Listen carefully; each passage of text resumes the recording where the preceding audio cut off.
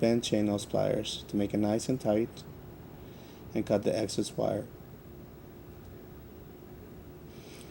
Place in your stardust silver finding. Make a nice loop. Place your Lobster Clasp in, and now close it with your chain nose pliers.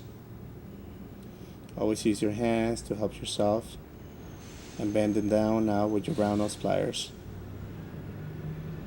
Make a nice tight coil.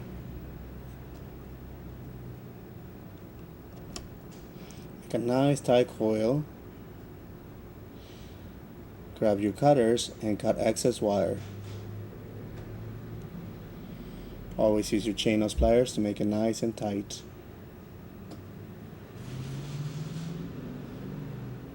Now your necklace is finished.